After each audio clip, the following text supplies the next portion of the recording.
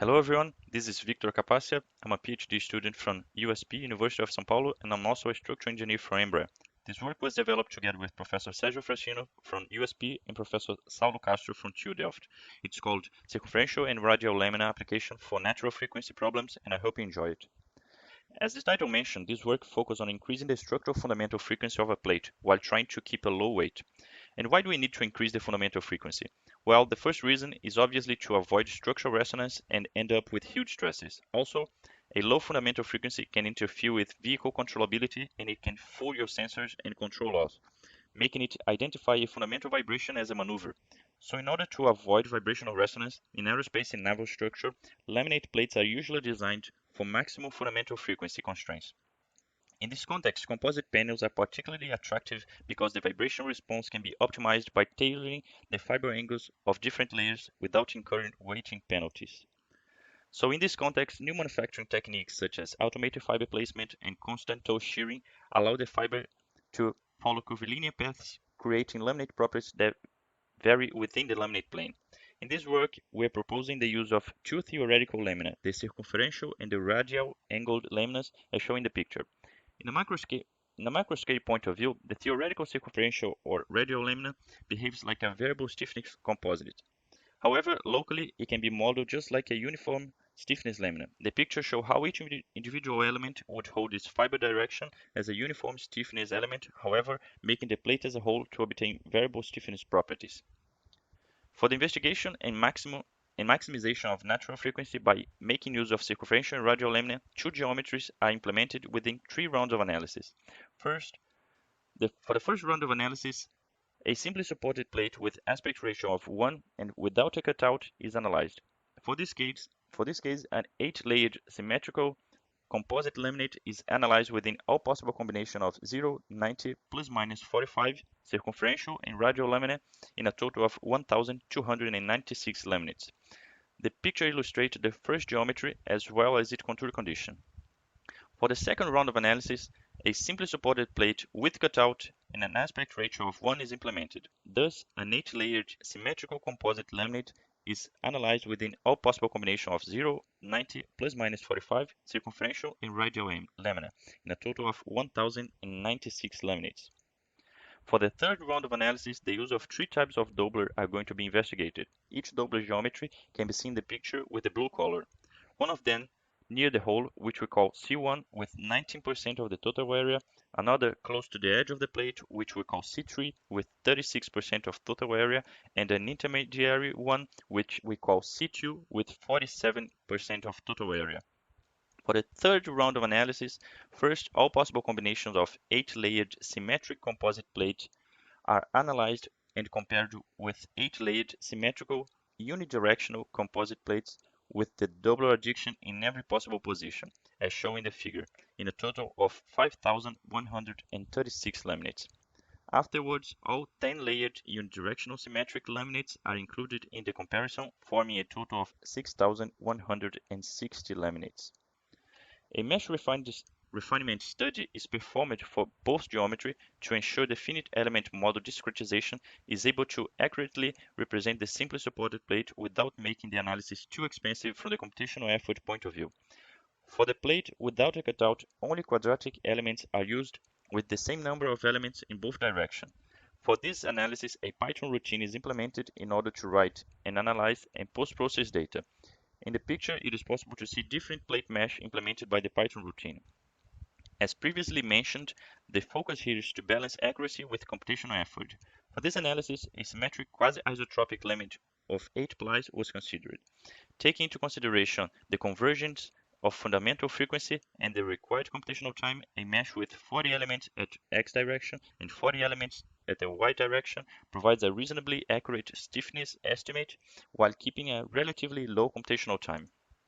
Further on, for the plate with the cutout, a Python routine is also implemented in order to model nodes, elements, geometry, analyze and post-process data. For this, a few parameters were established as variables. The picture in the table helps to illustrate each variable meaning. For this study, plate geometry is fixed for a plate with 300 mm in each side and a radius of 30 millimeters, while the conversion analysis will take place with all other variables. The picture on the right holds a few examples of plate geometry and mesh that can be built using the Python routine by changing each variable value. First, initial values are established and the conversion analysis is done by varying only the variable called nx. Afterwards, 3% of areas occupied by the circular elements are fixed, and the variable c is varied in another round of conversion check. The figure illustrates the fixed percentage of area occupied by quadratic elements in circular rows.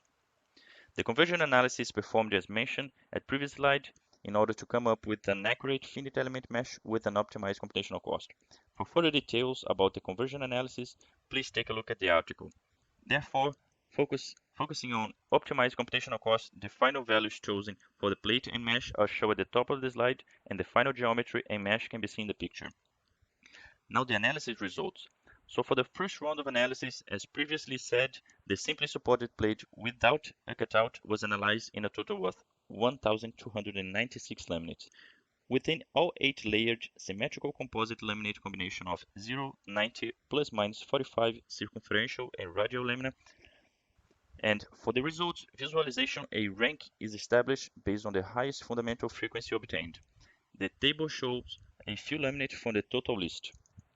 The layup that shows the highest fundamental frequency is a soft laminate with a circumferential lamina at the top and at the bottom. It represented an increase of 5.58% in its fundamental frequency in relation to the best quasi-isotropic laminate, located in position 208. On position 43 comes the first unidirectional laminate with an increase of 3.56% in its fundamental frequency in relation to the quasi-isotropic laminate. It is worth mentioning that this same laminate was found by Narita in reference 3 as his best result for a simply supported squared plate. For the second round of analysis, a simply supported plate with a cutout was also analyzed in a total of 1,296 laminates within all 8 layered symmetrical composite laminate combination of 0, 90, plus minus 45 circumferential and radial lamina. For the plate with cutout, the highest fundamental frequency was found in a soft laminate with a radial ply in the middle of the laminate with an increase of 3.91% in its fundamental frequency in relation to the best quasi-isotropic laminate, followed by a few soft unidirectional laminates and a soft laminate with a circumferential ply in the middle of the laminate. For the third round of analysis, at first, laminates with doublers are compared with all possible combination of an 8-layered symmetrical composite plate with the angles 0, 90, plus minus 45 circumferential and radial lamina in a total of 5,136 laminates. So on the first position comes a soft laminate with a C3 doubler holding an increase of 18.44% in its first fundamental frequency in relation to the quasi-isotropic laminate in position 719. And also for the third round of analysis, all 10 layered unidirectional symmetric laminates are included in the comparison rank from previous slide, forming a total of 6,160 laminates. Without considering the increase of mass, it is possible to see that 10-layered laminates have an advantage in relation to 8-layered laminates with doubler. The first 8-layered laminate with doubler comes in position 171, which is the same laminate in the first position from previous slide.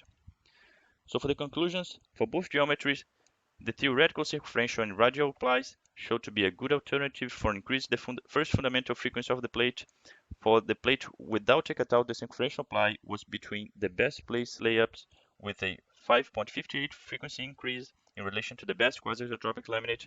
It also showed a 1.9% increase in relation to the best unidirectional laminate found in reference 3. The radial theoretical lamina also showed up between the best laminate for the plate with cutout with a 3.9% increase in relation to the best quasi-isotropic laminate. Also making use of circumferential doubler was a good strategy for increasing its fundamental frequency.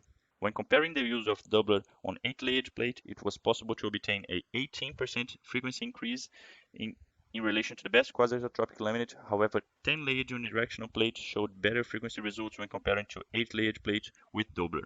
It is also worth mentioning that 10-layered unidirectional laminates are heavier than the previous. However, weight was not used as a criteria for the established rank. I would like to thank you all for your attention, and I hope you guys enjoyed. And if you like the presentation, please take a look at the article.